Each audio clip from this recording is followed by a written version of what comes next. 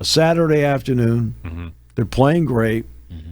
and what they did was special. It is really special what they did. Mm-hmm. And so you had a perfect scenario. You've got the best player in the country. Mm-hmm. You've got an excellent team. They've been, they sweep Minnesota, they sweep Notre Dame, they sweep Wisconsin. Mm-hmm. That's the momentum they've got rolling in. They've won 7 in a row coming the weekend. Okay, they lose a tough one on Friday night. So what? And then people show up on Saturday in droves. 74,000. Now remember, the NHL, this is the only time one of these things has ever been attempted where the NHL was not involved. Mm-hmm. Penn State played outdoors at Wrigley Field. Yes, and it was right after the Winter Classic, so it was part of the Winter Classic. Thus, it was put on by the NHL. Okay? Yeah. So what this does for me is this. It opens the door to January 2028. Okay. And why 2028? I know why, but to listeners out there, why 2028? Well, January 2028. Why January 2028 specifically?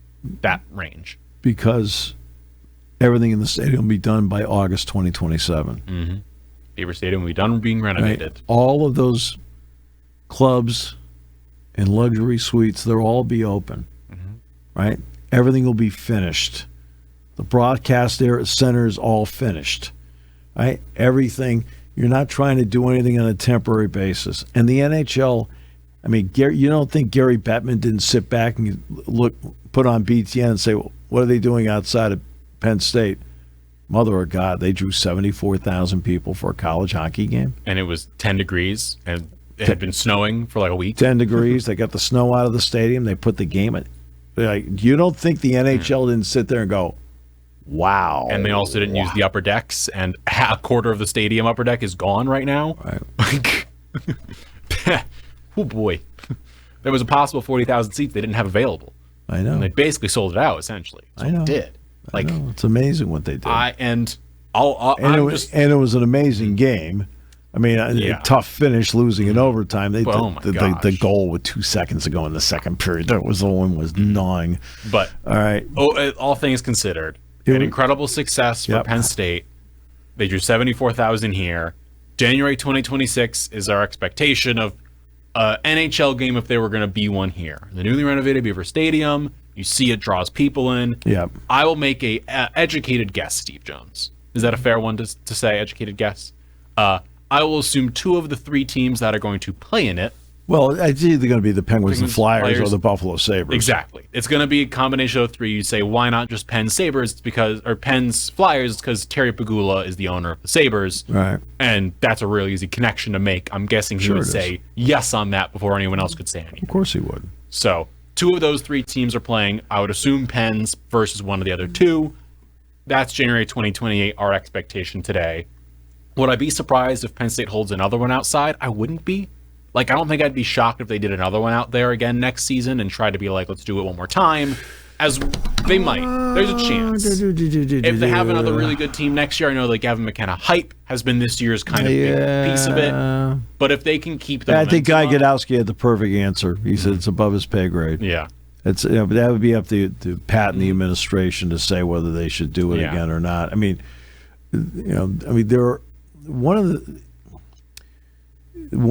the logistical issues that you have when you put on a game like this in January is that you might get bad weather. Spoilers. Got bad weather. So let's go to a year ago. Well, a year ago, they would have had all those parking lots open because we didn't have any snow on the ground January 31st last year. We had no snow on the ground at all.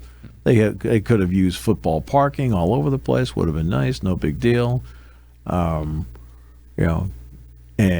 it would, and the grounds would have been hard because it was cold enough. So you're not wrecking and tearing up the grass. They could have utilized all that. They couldn't utilize any of that stuff to do it. So you have, and look, it's cold. So guess what people did?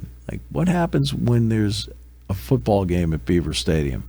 People time out when to go, and get there early enough and start tailgating. When it's cold, you're not going to have the desire to get there early enough. You're going to try and time it out like I'm going to get there, and hopefully I'll get into the stadium like 15 to 30 minutes before they drop the puck. Yeah.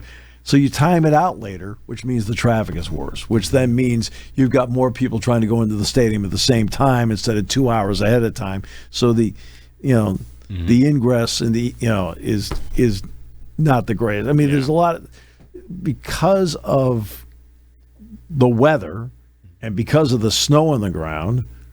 You had logistical issues you had to deal with parking, and also because it was cold.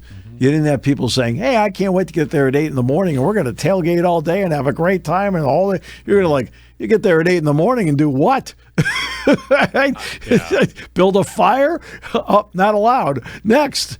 By the way, I want to shout out really quickly. Brian Tripp, Hayden Lewis, Kaylee Tallman crushed it over the weekend, being in the frigid conditions that it was, and Bob Taylor, awesome broadcast. I got back from Chicago, landed. And then 30 seconds into it was when McKenna scored, which was real fun. Thanks for listening to Sports Talk with Steve Jones. Catch the latest from me on the 7 Mountain Sports YouTube page. Find clips of the show on Twitter, Instagram, and Facebook by searching up 7 Mountain Sports.